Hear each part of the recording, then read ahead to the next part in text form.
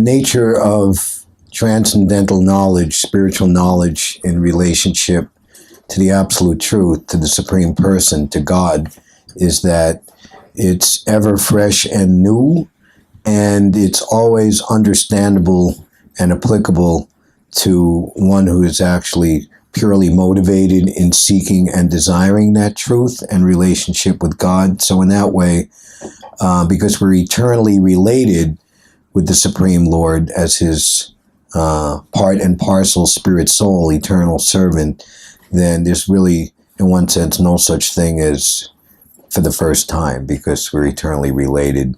So in this life that we're living, there can be a coming to understand the knowledge, in a sense, for the first time. So in that line of thinking, I asked the question. So thank you for the answer. But just to encourage you that, in one sense, you're not a newcomer, and that spiritual knowledge is readily understandable for such worthy persons. You enter into the swimming pool whether you're an advanced swimmer or not. The water is there for you to go into. But perhaps we don't go into the deepest part right away. We'll start off in the part that we can handle, where our feet can touch the ground.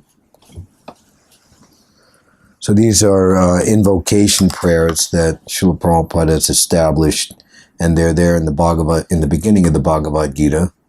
And if I say the page number of this, it might be different than what you have. What is it? So Om Agyana Timarandasya Jananjana Shalakaya Chakshur Unmilitam Yena Tasmai Shri Gurave Namaha. And that's translated, I was born into the darkest of ignorance, but my spiritual master, spiritual preceptor, is opening my eyes with the torched light of knowledge. I offer my respectful obeisances unto him. Shri Chaitanya Manobishtam Stapitam Yena Bhutale Svayam Rupa Kadamayam Dadati Sva Padanti Kam. When will Srila Rupa Goswami Prabhupada? So this term Prabhupada is a title that is given to very exceptional spiritual masters in the disciplic line. Prabhu means master, and Pad means the feet. So the literal meaning is a personality whom other Prabhus or other qualified spiritual preceptors, they sit at his feet to get instruction and get blessings to be authorities in the line. So in other words, a very exceptional spiritual master is given this term Prabhupada. So Srila Rupa Goswami, he was the chief disciple of Chaitanya Mahaprabhu. This picture on the wall here shows Lord Chaitanya. He's dressed with the yellow dhoti and his associates, and they inaugurated the Dharma, or spiritual and religious process for this age, which is Sankirtan, the congregational chanting of the holy names of God. So the chief disciple of Lord Chaitanya, who he invested with very special varieties of confidentially stored insight or Shakti or potency to spread the Krishna consciousness movement, is also titled and addressed as Prabhupada, because he is the greatest recipient of the confidential mercy of the Lord. So we pray to him. When will Srila Rupa Goswami, who has established within this material world the mission to fulfill the desire of Lord Chaitanya, give me shelter under his lotus feet? So another term for the followers of Rupa Goswami is our Rupanuga. Anuga means to follow or followers. So we're followers of Rupa Goswami, and in particular, our Srila Prabhupada, A.C. Bhaktivedanta Swami Prabhupada, who came here in 1965 and actually sat right here in 1966 and established the entire International Society for Krishna Consciousness, which to date, what is the number of temples and preaching centers, farms? Something like 800. A very large number, and books published in how many, 150 languages?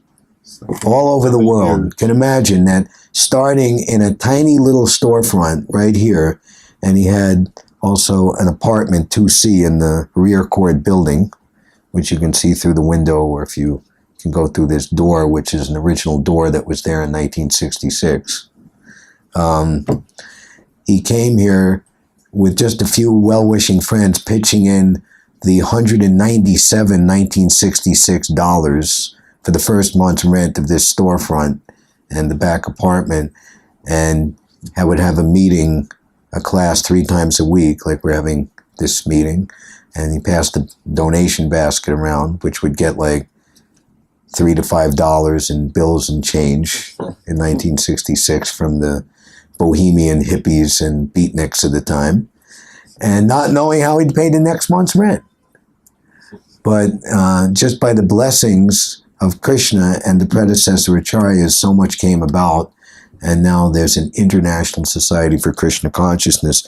So his spiritual master, Srila Bhaktisiddhanta Saraswati, who ordered him as early as 1922 to spread the teachings of Krishna out of India in the English-speaking world, it's described that he does not tolerate any statement that is against the teachings of Krishna consciousness as enunciated by Srila Rupa Goswami.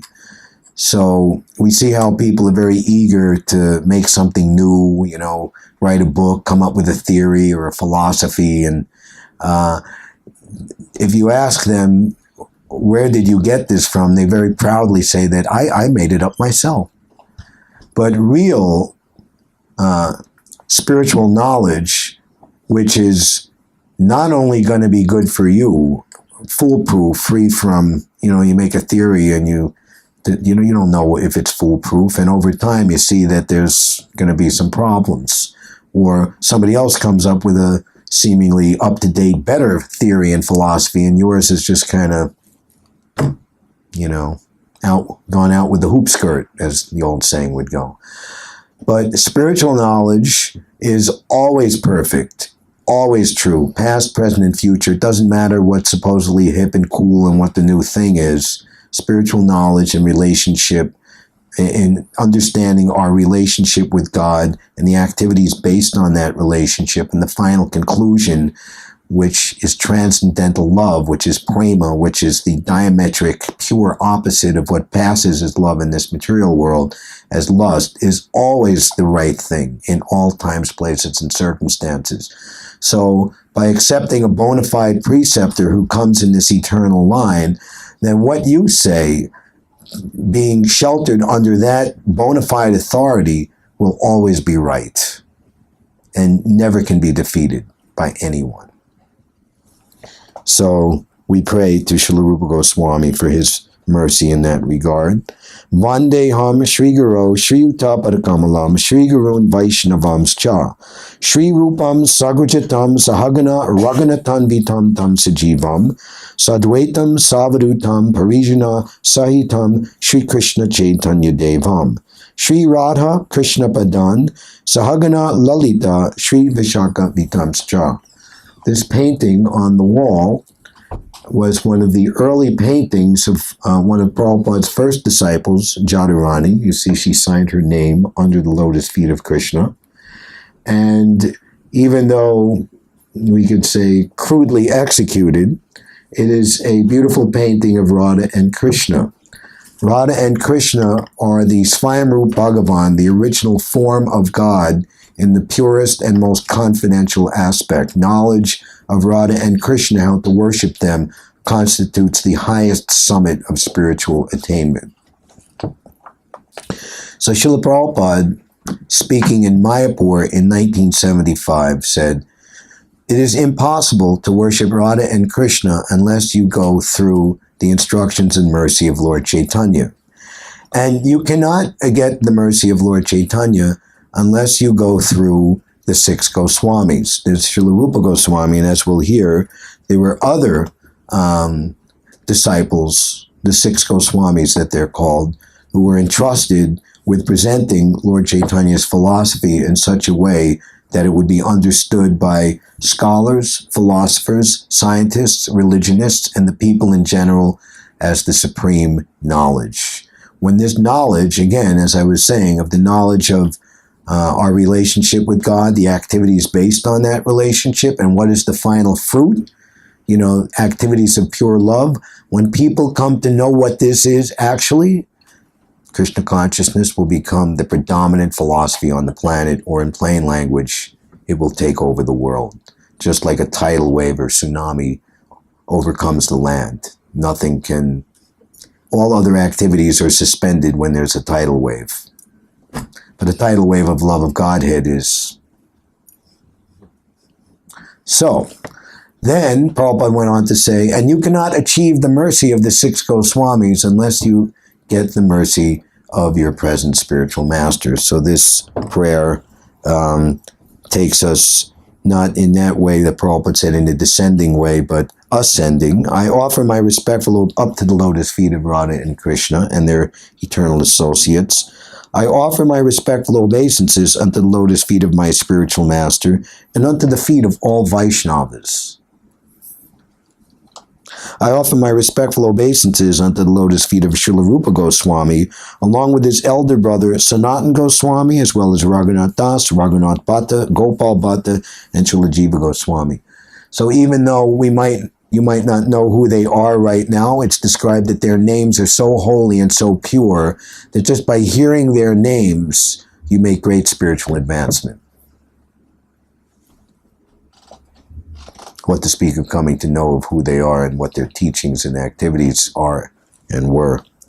I offer my respectful obeisances. Now here is Lord Chaitanya and his primary associates, Lord Krishna Chaitanya and Lord Nityananda, who's there with the violet bluish dhoti on the left side, Advaita Acharya, who's pictured in white and having white hair and a beard, Gadadhar, who's on the right, wearing a pinkish saffron dhoti, and Srivas Pandit, who's on the extreme right with shaved head.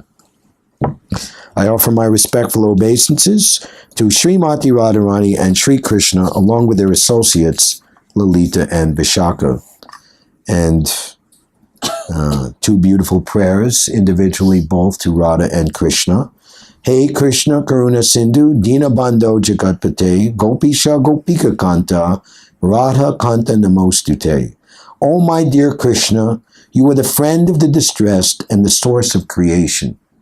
So understanding Krishna as the beautiful, ever youthful, transcendental Kamadev, or Cupid, the charmer of the god of love, who plays his flute and revels in pastimes of love. This is very, very advanced understanding. It's not to be equated with some mundane Romeo and Juliet or some experience we have of reading some romance novel or seeing some movie. So it's described here that you are the source of creation. Prabhupada says in one place, all this knowledge of how God is great in all detail is necessary to actually come. This is Aishvarya Gyan. That means worship of the Supreme Lord in knowledge of his majesty and omnipotency.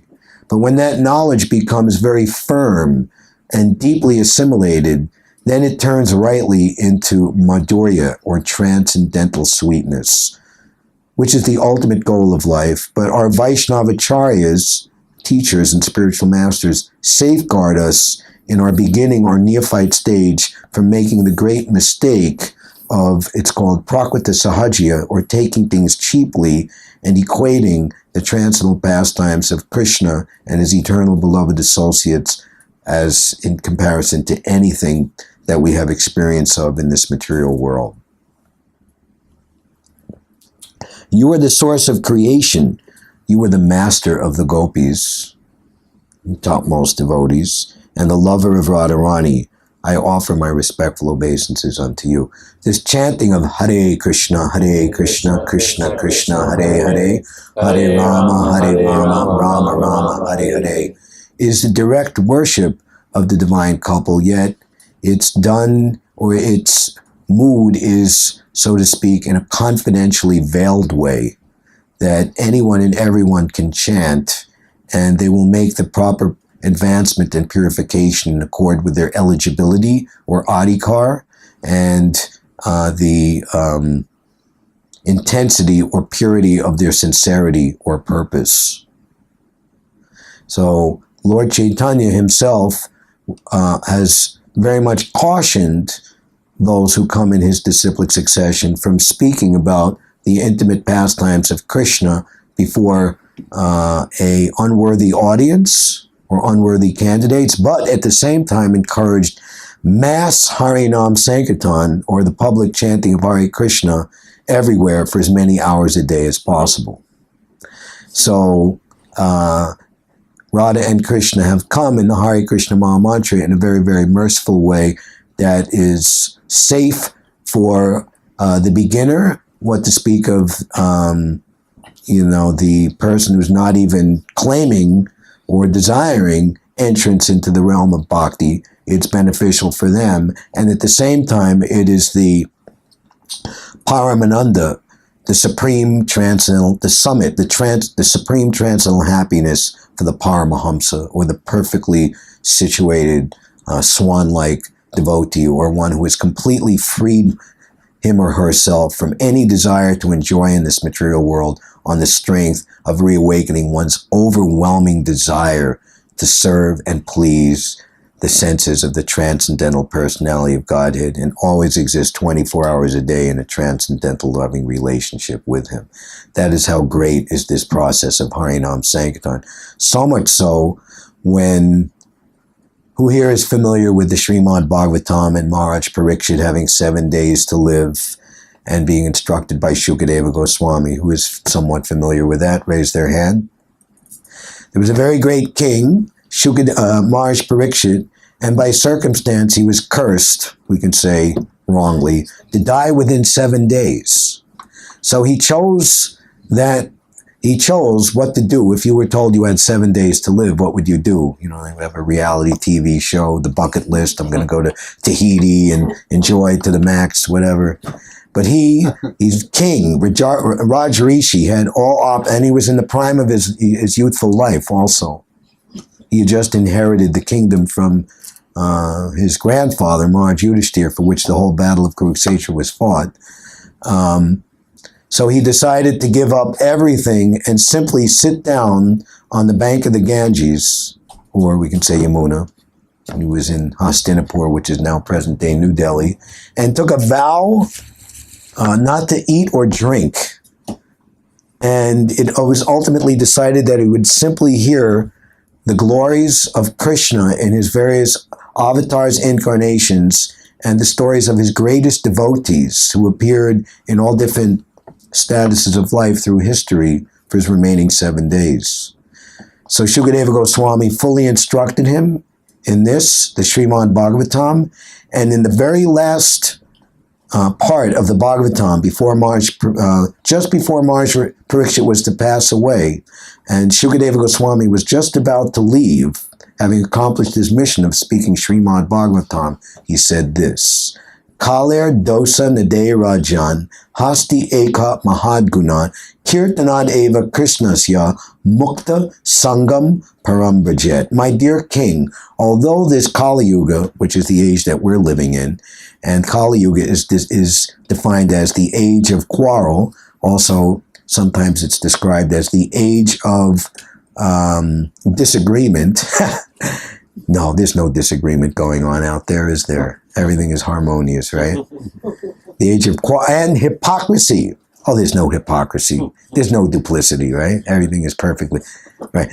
Is an ocean of faults. Yet there's one good quality about this age that makes this age so good, so great by this quality, that this age is worshipable, even compared to the other previous ages, which we could very reasonably and plausibly say were much better ages for spiritual advancement.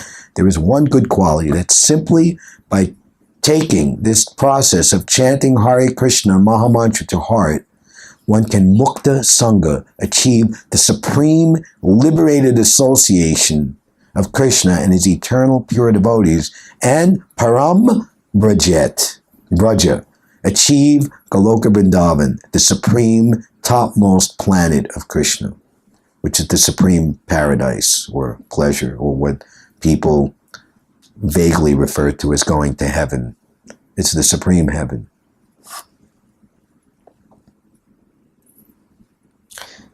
Then this prayer to the internal potency of Krishna. Tapta Kanchana Gaurangi, Radhe Vrindavaneshwari, Vrishabhanu Sute Devi, Pranamami Hari Priye. It's described in the Sanat Kumar Samhita, which is a very confidential literature, that Durga Devi, who is the superintendress, how do you say it? Superintendent in feminine gender, of this material world, is simply a millionth fragment portion or fraction of a portion of the Supreme Goddess Srimati Radharani. I offer my respects to Radharani, whose bodily complexion is like molten gold and who is the queen of Vrindavan. You are the daughter of Vrishabhanu and are very dear to Lord Krishna. And finally, the prayer to the Vaishnavas, Vanchakalpatarubhyascha, Kripasindubhya evacha, Patitanam, Pavanebhyo, Vaishnavebhyo namo namaha. The pure devotee, the Paramahamsa, is very, very potent and powerful. And Krishna even says he becomes the devotee of his devotee. So, and it's even described that worship of the pure devotee, Krishna counts as even more valuable than the direct worship of himself. So this, I offer my respectful obeisances unto all the Vaishnava devotees of the Lord. They can fulfill the desires of everyone.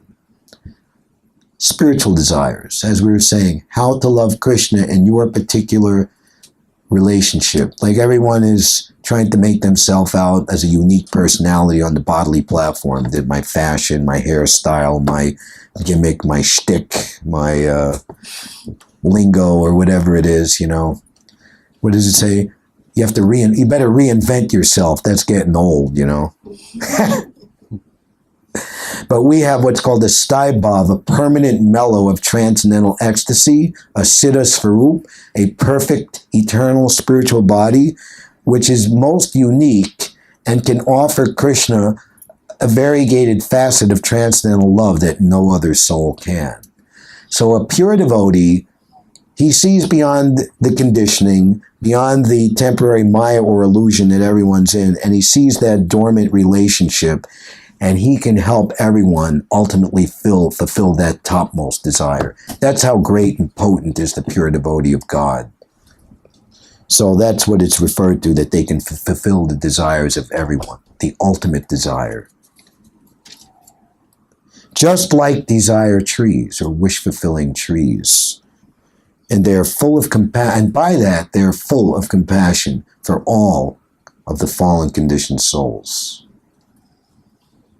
And they're never fazed by any gross or subtle bodily or mental offense or ignorance that any other forgetful soul can unleash upon them, even to the point of having to suffer death at the hands of non-devotees. That's how great is the compassion of pure devotees. Shri Krishna Chaitanya Prabhu Nityananda Shri Advaita Gadadhar Shiva Sari Gaura Bhakta Brinda. Hare Krishna Krishna Krishna Hare Hare, Hare Rama Rama Rama Hare Hare. The chapter we're studying is one of the last chapters in the Bhagavad-gita. It's called The Divisions of Faith. This is a very valuable chapter to help us to understand where people are situated, why they think, feel, and will in a certain way, and what caused it. There are, just like an artist, we understand there are three primary colors, red, blue, and yellow, and by expertly mixing them, you get the spectrum of all the colors. So there are three primary modes of material nature, tamas, rajas, and sattva. Tamas is the mode of ignorance, rajas is the mode of passion, and sattva is the mode of goodness. So everyone in the material world who has not renovated and fully reinstated and resituated themselves in their eternal loving relationship with Krishna, they're under the influence of these modes of material nature in various ways. So the verse that was read last week, verse number 3, is a very good verse that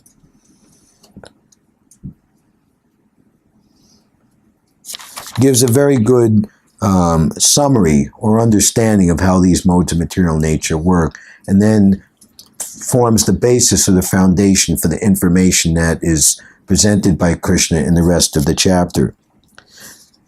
O Arjuna, son of Bharata, according to one's existence under the various modes of nature, one evolves a particular kind of faith. Like everyone believes in something. Sometimes people might ask us or ask me, why are you doing what you're doing? Dressing like this and living like this. And I'll just counter back with them, not flippantly, but I'll just politely say, why are you doing what you're doing? Catches them off guard. And then I'll help them and I'll say, I hope you're doing what you're doing because you want to be doing what you're doing. So that's your answer. I'm doing what I'm doing because I want to do this. So we're sentient beings and we can never cease acting or thinking even for a moment. So without proper knowledge of what's the right way to think and to act and to desire, then the modes of material nature are there to help us, to engage us. One evolves a particular kind of faith. The living being is said to be of a particular faith according to the modes he has acquired. So this material world, the modes of material nature are splattering all over the place, especially in a big city like New York, where we're all kind of packed up together very tightly. Living space here is a very high commodity, to get like 500 or 600 square foot to live in here in the Lower East Side or East Village, you have to pay a pretty penny. Whereas if you took that same money and went like 100 miles north, you could get like a mansion, right? So, and in one sense, because we are gregarious, Krishna is never alone. He's always surrounded by multitudes of pure devotees. So people want to be around people. So like here in the East Village, it's so much excitement. There's so much nightlife and things to do and cool, and it's hip to live here, So everyone wants to share their version or, let it all hang out, So we acquire our likes and dislikes, the modes of material nature, by our association. Or there's a saying, if one hangs out with drunkards, one becomes a drunkard. If one hangs out with godly people, then one becomes godly and saintly by association. Everyone has a particular faith, regardless of what he is, but his faith is considered good, bad, passionate, or ignorant according to the nature he has acquired. Thus, according to his particular type of faith, one associates with certain persons. Now, the real fact is that every living being, I thought about this and I thought it would be appropriate to review this so that we can go on to the verse under discussion today, verse 4, so please bear with me. Every living being, as stated in the 15th chapter, 2 chapters ago, is originally a fragmental part and parcel of the Supreme Lord. Therefore, one is originally transcendental to all the modes of material nature. So that is the ultimate goal. By practicing bhakti, pure devotional service, one becomes antiseptic, prophylactic, or the modes of material nature cannot act upon him. Prabhupada was once asked, what is it like to be a pure devotee? And Prabhupada said, I am completely fearless in all circumstances. I cannot be allured by the illusory energy because I'm completely under the shelter of Daivi Prakriti, the internal potency. So that is the position that we should aspire to come to. And sadhana bhakti in practice throughout our life, gradually elevates us in proper stages to that position. But we can add on a regular daily basis as much intense sincerity of purpose as we could possibly muster, and that'll hasten the process. And that's a good thing. He is originally transcendental to all the modes of material nature, but one forgets his relationship with the Supreme Lord and comes into contact with the material nature in conditional life, he generates his own position by association with the different varieties of material nature. That's why someone is, wants to join a motorcycle gang. Another person likes to be with scientists. Another person is sleeping on a cardboard box in the street. Another person is, into this, that, the other thing. Modes of material nature also involves our good and bad karma. One who is destitute and homeless or in a forlorn position, we can understand that he is experiencing the results of his impious activities or bad karmic activities performed previously. And one who is seemingly enjoying on a material platform, very beautiful, very intelligent, very famous, they're enjoying the results of their previously performed pious activities. In a sense, it's easy to understand either you're saving or you're spending your money, coming down to zero or accumulating it up. But pure devotional service is transcendental to all that. And one achieves an opulent position on the spiritual platform, which has nothing to do with spending or saving one's money or karma. The resultant artificial faith, to think that you're a motorcycle ganger or this or that or the other thing, is only material and temporary.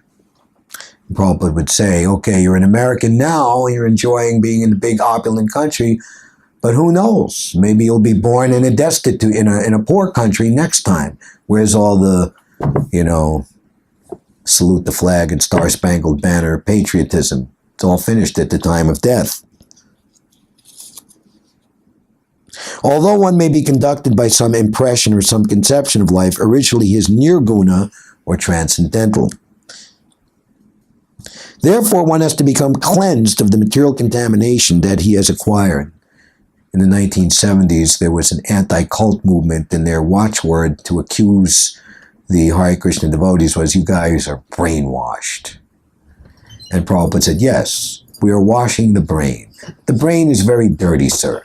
And a gentleman, he cleans something in his possession which is very dirty. Well, Prabhupada would say, we're not brainwashing, we are brain giving. You have no brain, so we are giving you real intelligence. Real intelligence is Brahma Jignasya, discerning matter from spirit, that which is temporary from that which is eternal, that which is worthy from that which is unworthy, that which is beneficial from that which is reprehensible. That is real intelligence. And it's described, they don't know what is to be done and what is not to be done. You'll hear by and by in this chapter. So one must be fully cleansed in order to regain his relationship with the Supreme Lord. That is the only path without fear, Krishna consciousness. If one is situated in Krishna consciousness, then that path is guaranteed for his elevation to the perfectional stage. If one does not take to this path of self-realization, then he is surely to be conducted by the influence of the modes of material nature. Just like a law-abiding citizen, he has no fear of the police. In fact, he's very happy to see the police because he knows that his safety is assured. So the pure devotee has no fear of the material modes of material nature. But one who is a criminal, he has to run from the police. I was chanting my rounds in this very room early this morning, and there was some type of call, and right in front of the door, 2 police cars came from the precinct here, 7th precinct on 5th Street, or maybe it's the 11th precinct. Anyway, right here. And there were about 8 police, and they were shining their flashlights all around, and they were looking, and somebody must have done something, and they were trying to catch a thief. So that's the police. But Krishna's police, the external energy, they always get their man. Nobody can escape the laws of material nature, although you might escape the laws of the government. So that's the modes of material nature.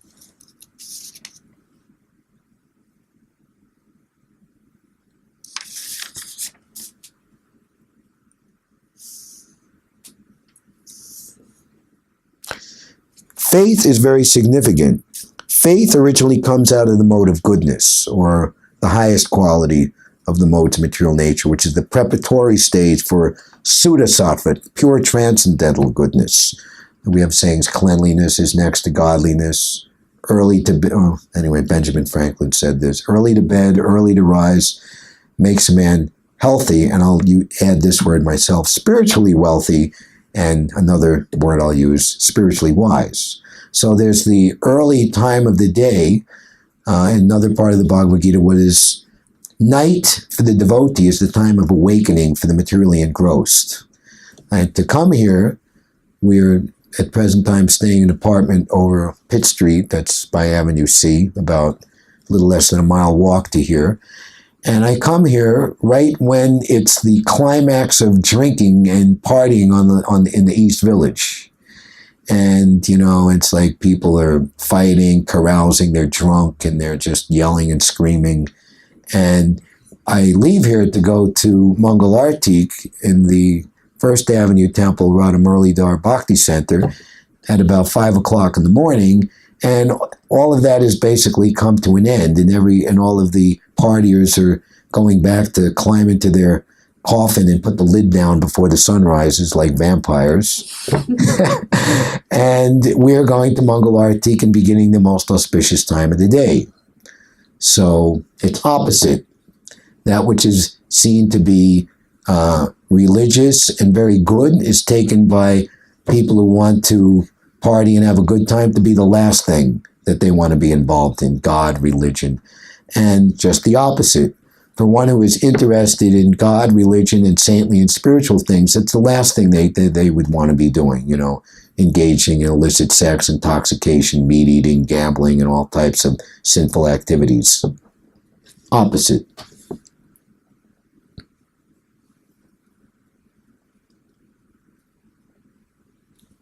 In material conditional life, no works are completely purified. They are mixed. It's like if I give you a beautiful glass of nectar, I could go to make a nice smoothie. There's the juice press here on First Street, and you have to pay like $12 for 9 or 10 ounces. Wow, it's healthy. And all of a sudden, somebody picks up some dirt or some, from like a tree where people have had their dogs, and I put it in there. It's untouchable. I'm just going to throw it out, despite that I paid $15 for it. Although the substance was originally pure. So consciousness is pure, but if you adulterate it, you can't utilize it properly for your intended purpose.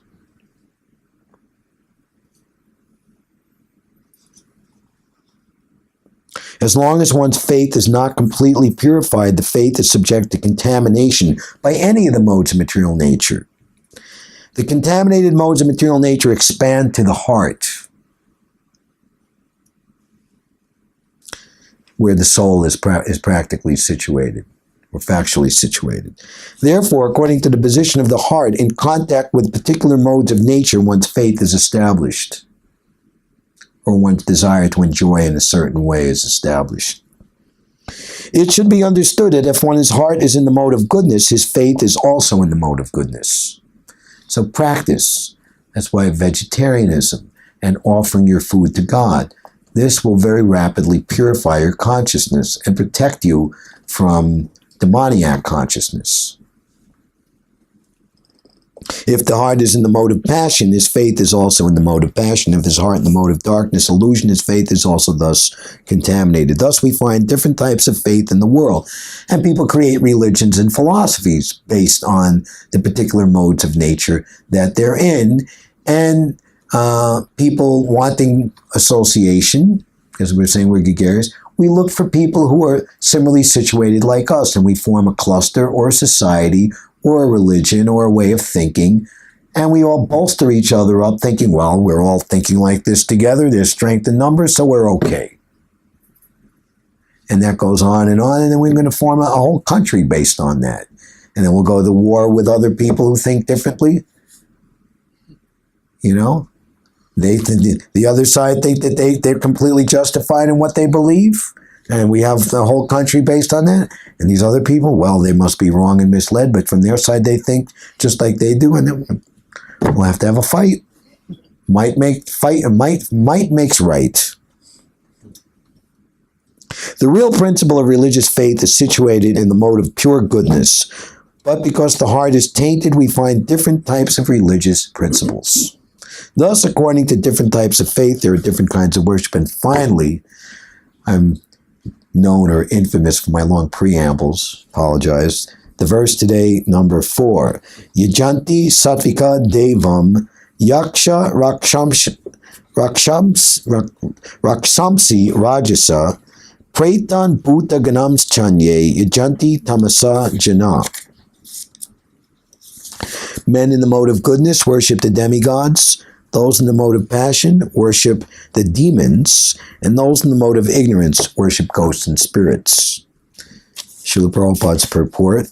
In this verse, the Supreme Personality of Godhead describes different kinds of worshipers according to their external activities. According to scriptural injunction, only the Supreme Personality of Godhead is worshipable, but those who are not very conversant with or faithful to the scriptural injunction worship different objects. Worship means to become infatuated upon, to emulate, to think that the example or the atmosphere that so-called worshipful person is creating is very praiseworthy, is cool and hip. Just like, let's think of Beatlemania some 50 years ago. You know, people were going crazy for the Beatles. They became like the hugest phenomenon on the planet. Actually, Prabhupada described that they were fallen demigods or coming from higher heavenly realms, and they were endowed with such ability of charisma and musical ability and ability to influence people, for example. So,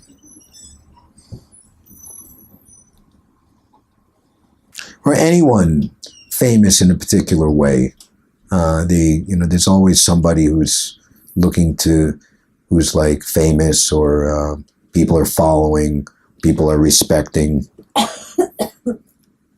Actually, Prabhupada met with the Beatles in the home of John Lennon in a big mansion out that was formerly owned by the Cadbury chocolate family outside of London, a place called Tittenhurst, and said, "You are famous.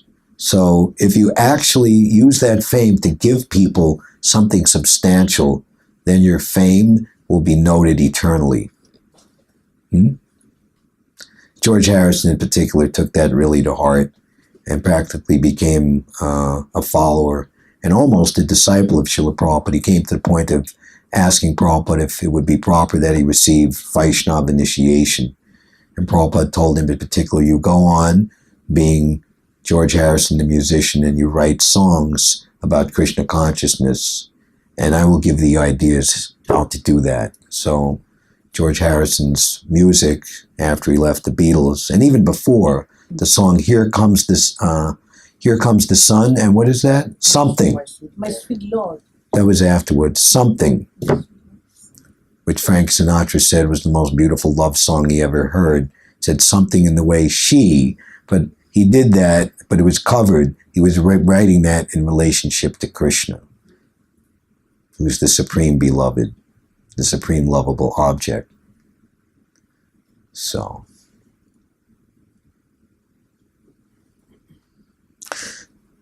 those who are situated in goodness generally worship the demigods, thinking that they're going to be elevated to a higher status of life, longer lifespan, have a higher standard of material pleasure and happiness. Demigods include Brahma, Shiva, and others such as Indra, Chandra, and the sun god. So we see Western people in particular becoming interested in Eastern philosophy, and they become attracted to worship different demigods. People in India are already many times have been making that mistake for a very long time. But to equate demigods and following their path as the same as worship of the Supreme Lord Krishna is a very, very great mistake. It's almost like mistaking a person who has $100 in his pocket for someone who has $1 billion, to give a kind of mundane example. So Krishna has such unlimited resources and unlimited opulence, and at the same time is the only, because we're Krishna's part and parcel, as are the demigods. He is the only person who can actually fulfill our deepest heart's desires. Demigods cannot. That's why we want to be very careful in our mutual relationships with each other, not to put undue or impossible expectations upon each other, because we're not able to fulfill those expectations. So when Krishna is put in the center and everyone's desires and expectations are satisfied in pure love of Godhead, then when we relate with each other, it becomes truly meaningful, truly beautiful, and truly worthy. Similarly, those who are in the mode of passion worship the demons. And Prabhupada gives an example. He was in Calcutta during World War II, and there's a very kind of complicated situation there that the British were, India was a dominated colony of the British, so technically, because Germany was at war with England, they were at war with India, but at the same time, there was a freedom movement to liberate India from British rule. So the leaders of that movement made a deal with the Germans that anyone you capture who's seemingly fighting with the English, Indians, you hand them back to us, our freedom fighting, And in that way, actually, that's why the British had to leave India, because they were defeated by the kind of alliance between the freedom-fighting Indians and the Germans. That was one of the contributing factors. So anyway, Calcutta was a heavy place because that was the seat of the British Empire. They call it the crown jewel, the jewel in the crown of the British Empire. They want to, is 300-400 years before, find a way to, to East India, where all the valuables and spices and etc. were. So Calcutta became that place. So in Calcutta, there was a store owner, a shopkeeper, and he would worship Hitler. Like keep a picture of Hitler and offer prayers and, to him, because thanks to the war, he had amassed a huge amount of wealth on the black market. So he's worshiping Hitler. This is worshiping the mode of ignorance, certainly. Similarly, those in the modes of passion and ignorance generally select a powerful man to be God.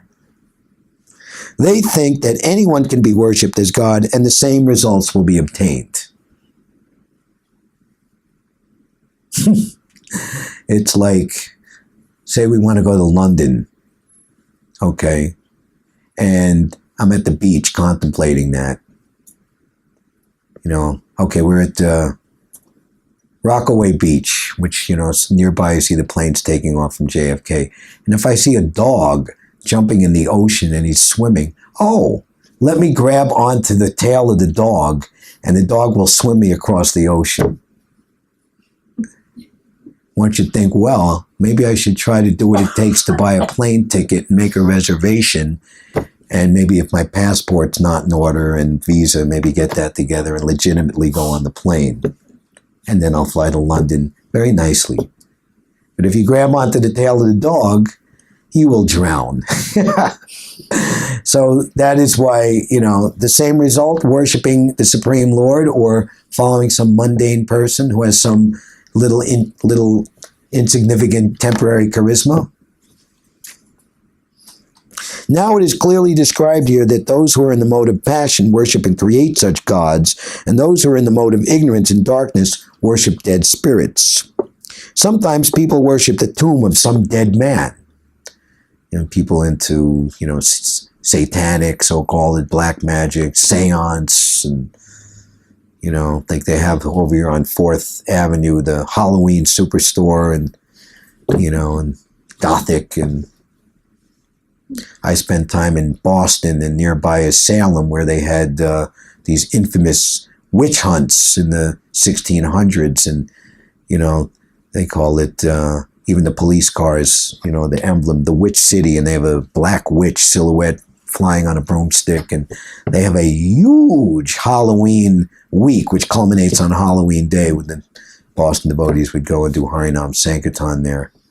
And I see every year that goes by, Halloween is taken more and more as an important holiday. You know, we have the Halloween parade on 6th Avenue. Sexual service is also considered to be in the mode of darkness. Similarly, in remote villages in India, there are worshippers of ghosts. We have seen that in India, that lower class people sometimes go to the forest, and if they have knowledge that a ghost lives in a tree, they worship that tree and offer sacrifices. These different kinds of worship are not actually God worship. Yatomat tatapat. Whatever path one chooses, that's okay. It's foolishness. Now here we're at 26 2nd Avenue. We've reached the goal. Who here lives east in like Brooklyn, Queens, or Long Island? Raise their hand. Who here came from New Jersey? Anybody? Okay. Who here came from northern Manhattan or the Bronx or beyond? Okay. And who came from, I don't know what south, Staten Island? Okay. So you live in Staten Island. If I tell you that you have to come here by taking the 4 train from Yankee Stadium, that's an impossibility, because I have to take the Staten Island Railroad and take the ferry and go to Bowling Green and come up that way. So the road and the path is different, but the result is the same.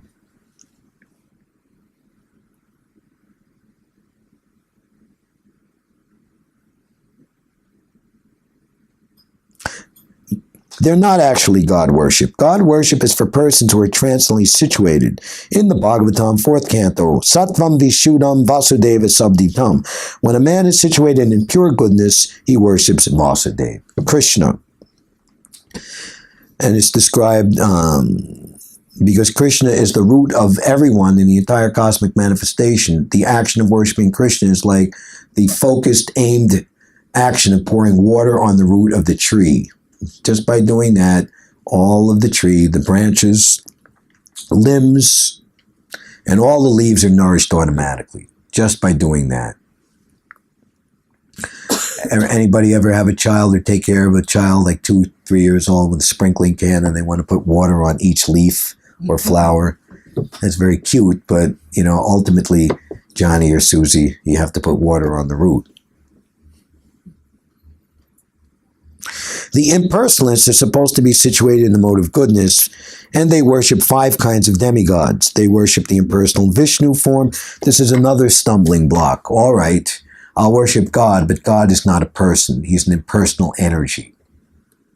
And it's described that those who think and act like that will actually ultimately fall down and go right back to materialism, because they don't have real locus standi in the personal service of the Lord. They imagine the Vishnu form is just another aspect of the impersonal Brahman.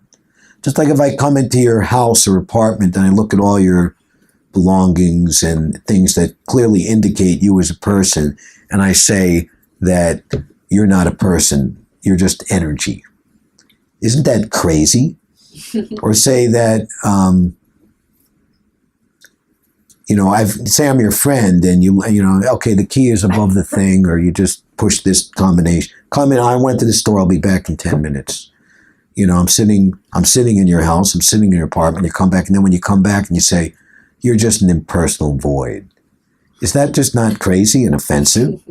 So it's not that your possessions and your energy are important. You, the energetic person, are important. That's what makes your apartment, your possessions, and everything else important, because it's in relationship to you, the person. So in the same way, this cosmic manifestation and all the variegated energies, they're coming from a person, the Supreme Person. So we're coming to the conclusion. Similarly, they imagine that Lord Brahma, Just like if a big giant skyscraper is commissioned to be built, they have the chief construction engineer, and he's in charge of the whole thing. Sometimes he's even the architect also. But they build the building nicely, but it's the owner's property. So that's Lord Brahma. He's the chief contractor, the chief demigod. They imagine that Lord Brahma is the impersonal form in the material mode of passion. Thus, they sometimes describe 5 kinds of gods that are worshipable, but because they think that the actual truth is impersonal Brahman, this is described as the last and perhaps the most difficult stumbling block for people to overcome in their attempt to understand ultimate truth, overcoming impersonal philosophy. Actually, we say in Srila Prabhupada's prayer that he is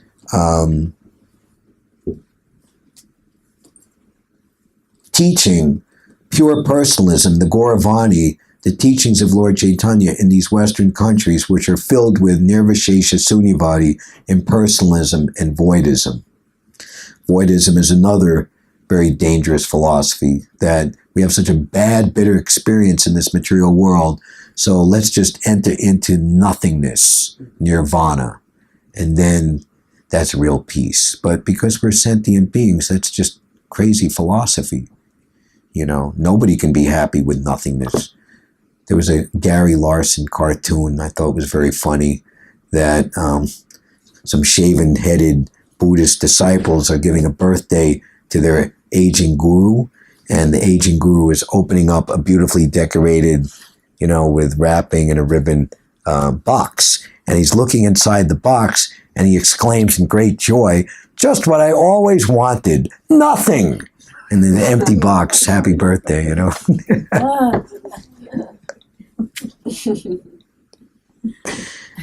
They think the actual truth is impersonal Brahman. They dispose of all worshipable objects at the ultimate end. In conclusion, the different qualities of the material modes of nature can be purified through association with persons or transcendental material nature. Thank you very much for bearing with me. Any questions or comments?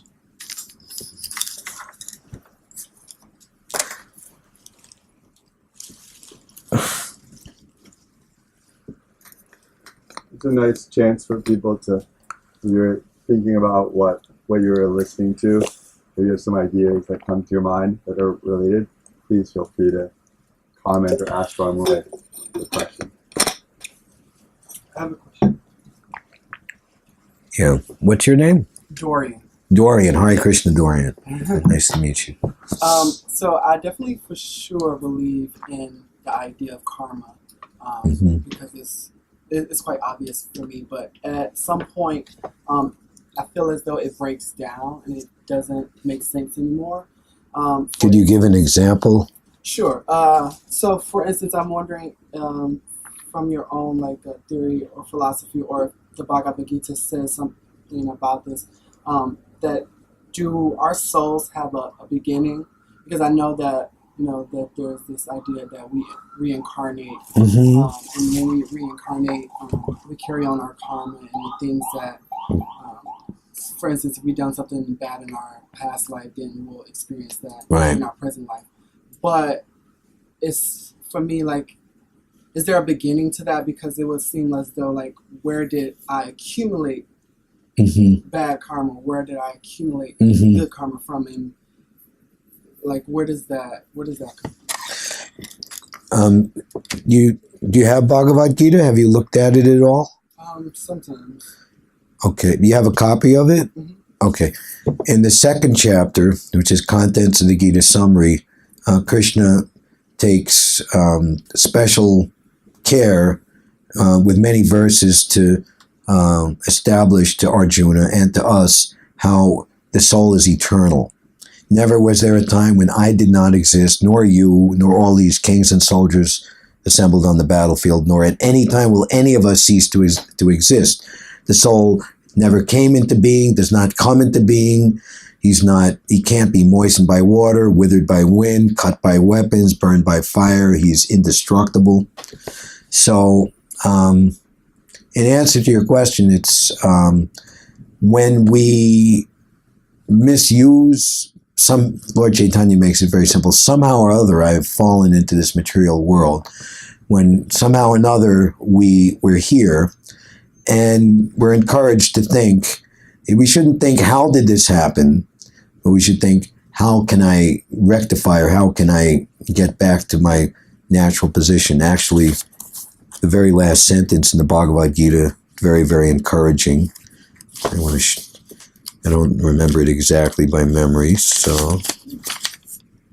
The living entity in its original position is pure spirit. This is the very last paragraph of 1878.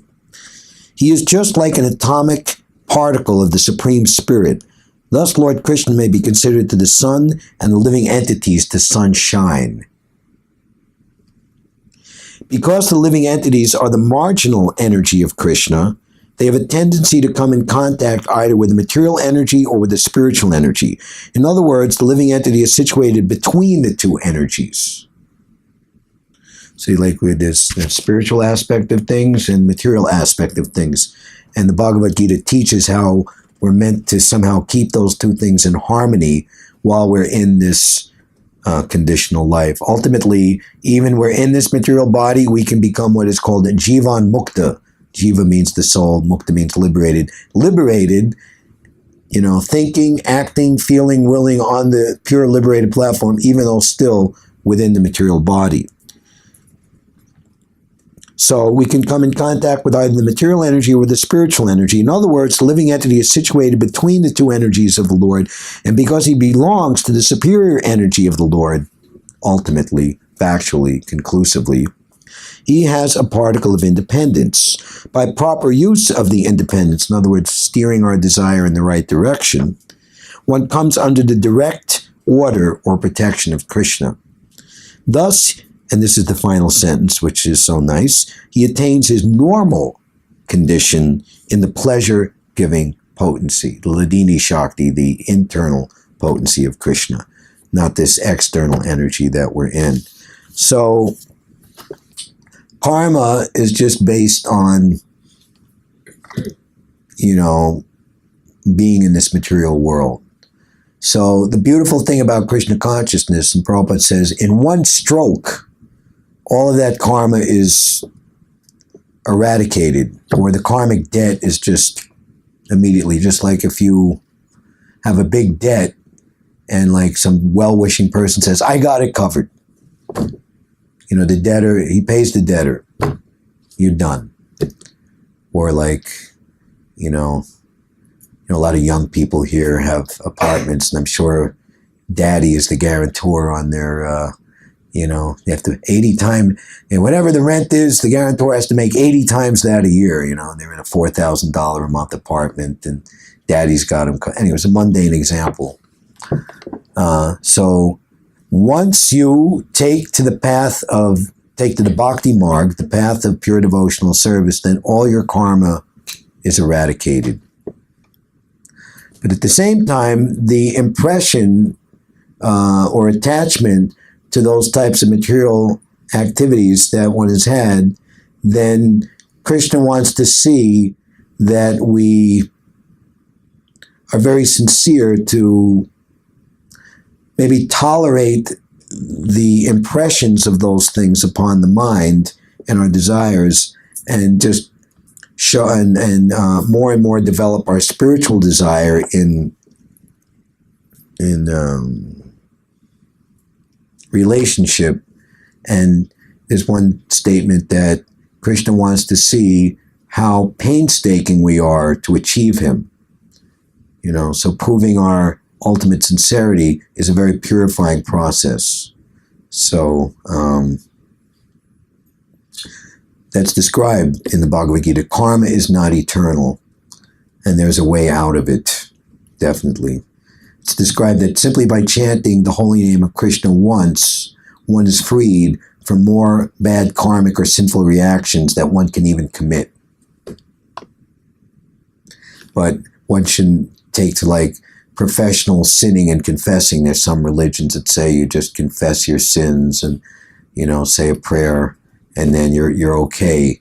But the desire to do those things still remains. And then people go out and do the same thing again and come back to the religious institution next week and say, my dear Father, I have sinned, please forgive me. All right, say this a few times and go forth, free my son. So that's that type of thing we have to get free from.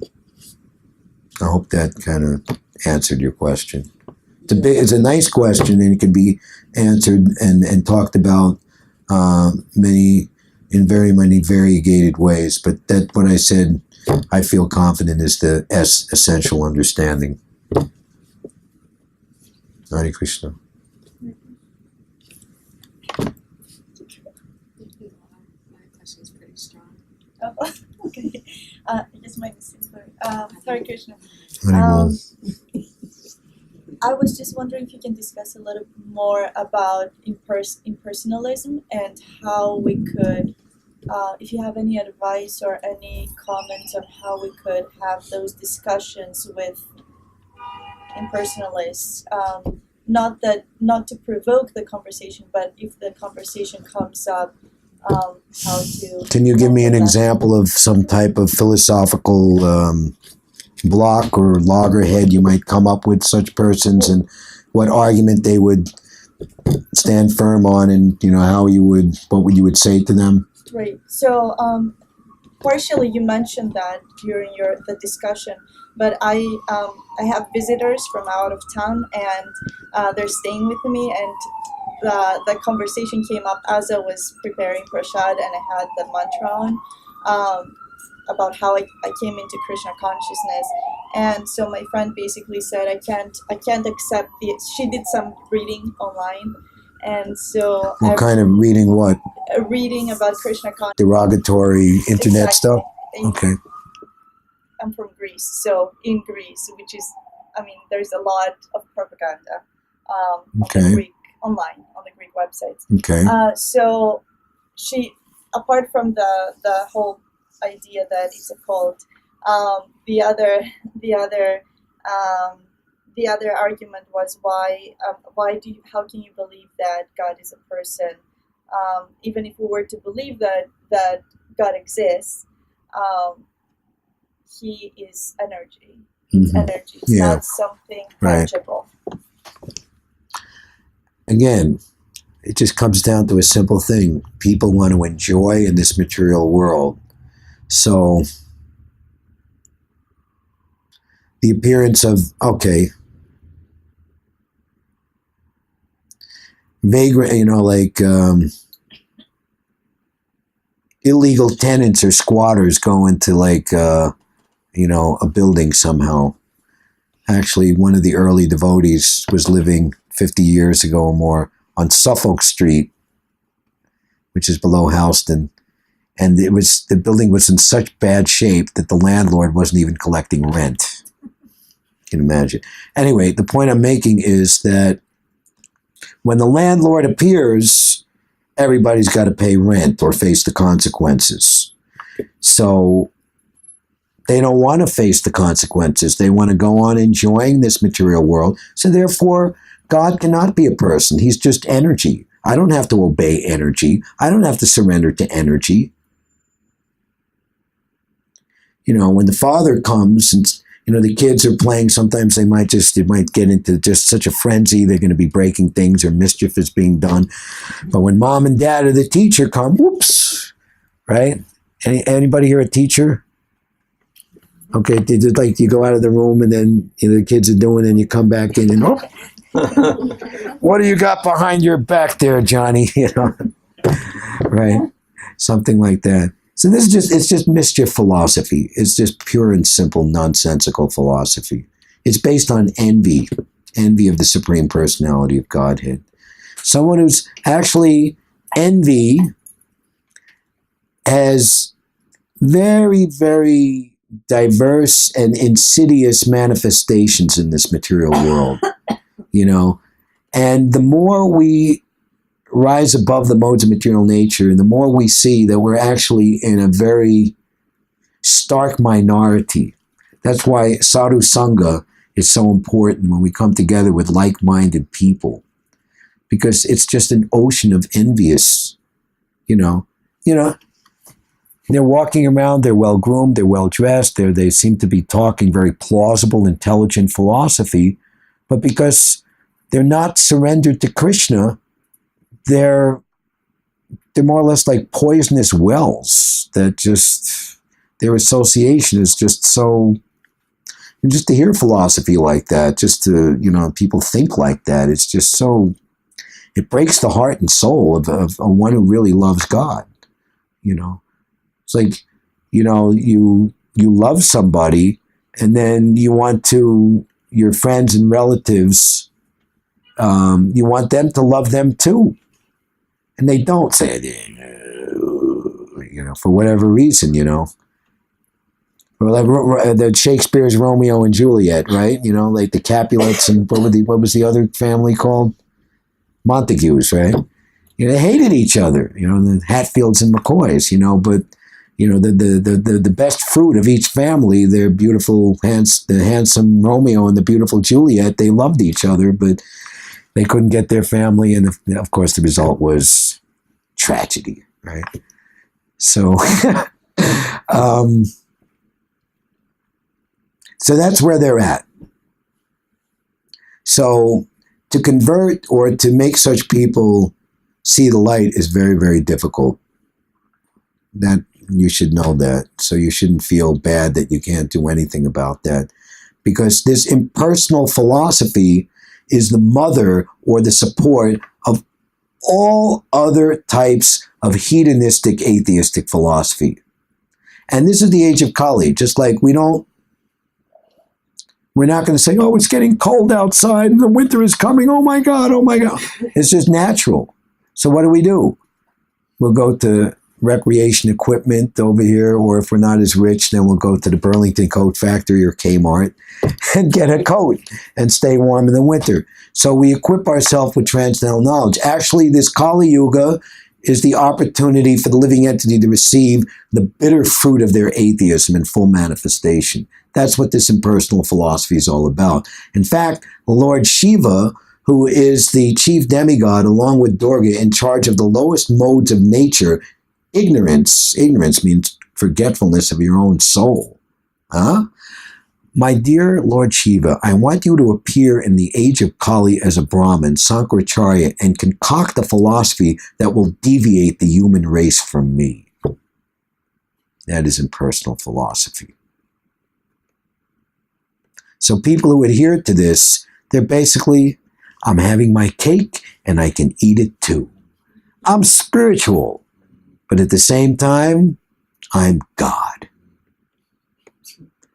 Better to be just like a so-called, ignorant person and not have any knowledge of what's right and wrong in God, and you're just influenced by sinful activities, but you don't adhere to such envious philosophy. Such persons can never be delivered, practically speaking, unless they get very powerful mercy of the pure devotee. So I would say, for such persons, they should try to eat prasadam as much as possible, because they can't understand philosophy. But there's so many arguments that you can give, like we were saying. The energy is in control of the energetic. A city like New York, there's organization. The traffic lights on 2nd Avenue turn at a certain time. There's bus schedules, train schedules. Now we have the smartphones. We know when it's all coming. Who's planning all that?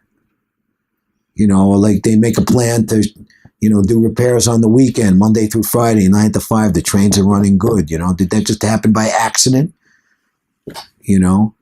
So they thought that out. And who thought it out? Just some impersonal energy? People.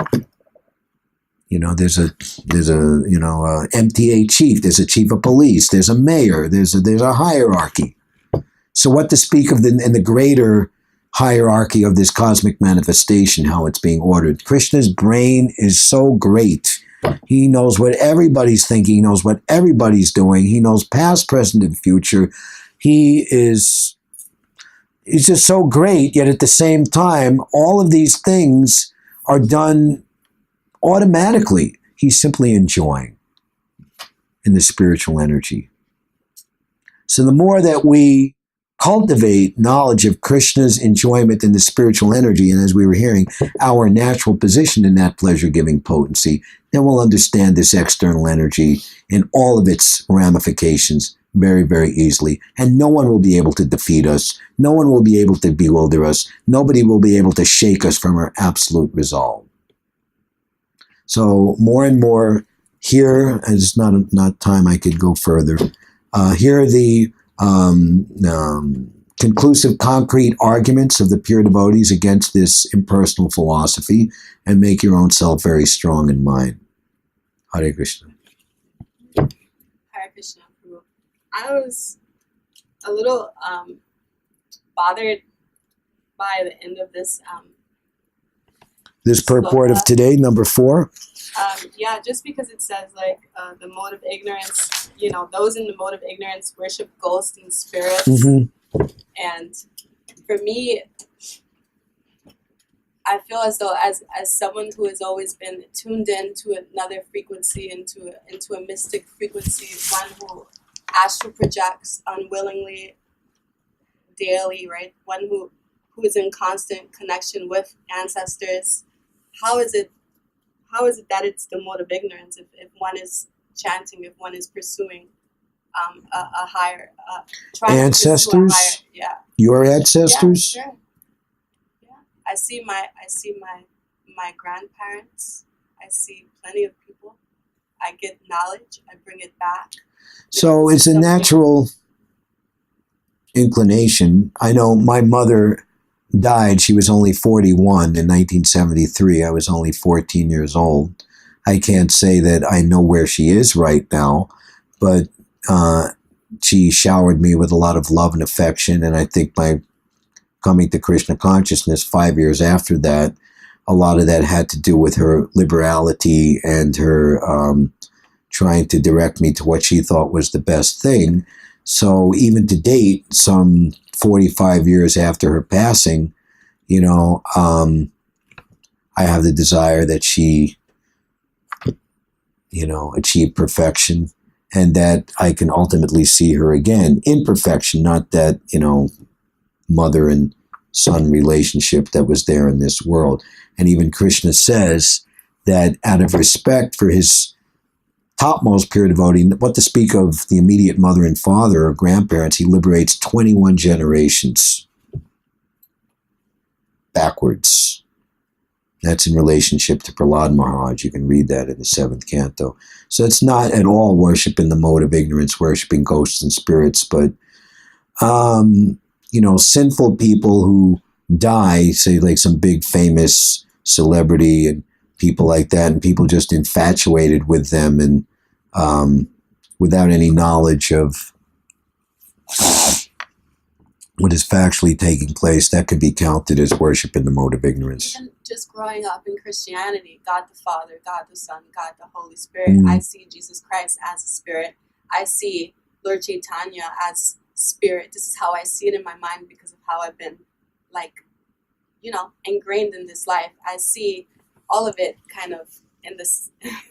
Okay, but spirit has form. That's the main thing that we have to understand. To me, they all have form. Spiritual form is real form. This material body is not our form. Yeah, like in the spirit. We say Satchit Ananda, Asat, Achid Nirananda. Satchit Ananda, eternal, full of knowledge and bliss. That's the spiritual body. Yeah. Eternal, ever youthful, unchanging. This body is Asat. It's temporary and it's full of ignorance. It has a beginning and it has an end. Achid. We're born in ignorance, like we say in the prayer, Om Ajnana Timirandasya. We have to go to school. We have to be trained up.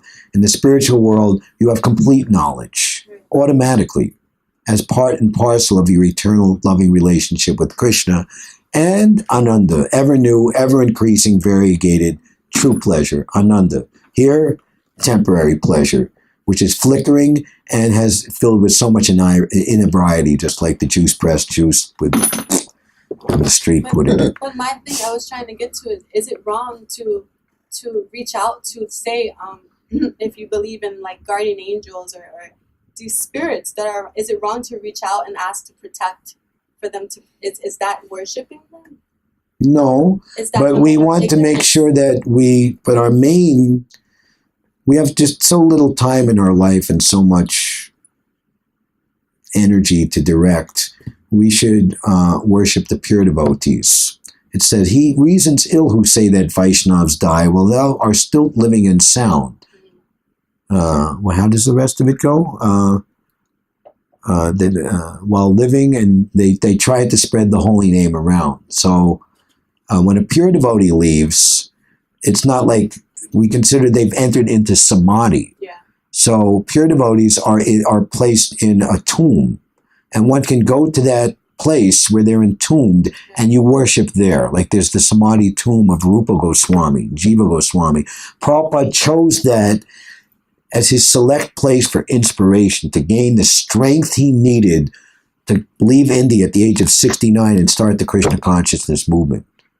And he attributed that Rupa Goswami came out of the samadhi and gave him, we call it darshan, you say vision.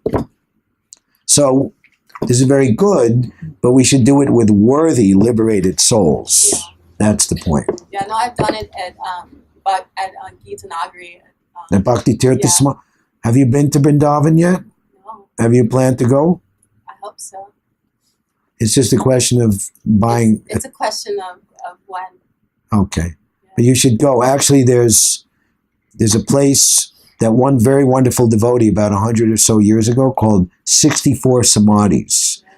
And Samadhi could be the full body Samadhi. It could be pushpa, like the flower garland, or some articles. And even without that, they have what's called Nam Samadhi. There's a book called Samadhis. You should read this. And many great associates of Lord Chaitanya, that there's no physical existing tomb or place, and he created that. It's a very, very wonderful place to make very deep spiritual advancement. So I like your question, and it brought us to the understanding of Vaishnav Samadhi. Samadhi means complete, perfect internal absorption in the highest ecstasy of love of I just needed Godhead. to understand, because the language is it just correlates with my understanding of something different. So I needed to understand what it was really saying. Yeah. Thank you. I understand. Yeah, I got it. So when a conditioned soul is put in a grave and we go and we worship there, like it said, the result is different. Yeah. Worshiping a liberated soul as opposed to worshiping a conditioned soul. Right? It's like, okay. So I think we've gone quite late. Don't you think so? Kirtan would be great. Okay. I want to thank everyone very much for their kind attention. Wishing you all the best. And the good news is that Atmanivedana and Subhangada have been keeping this going for the last 7 years, every single week, without fail. You can come back next time.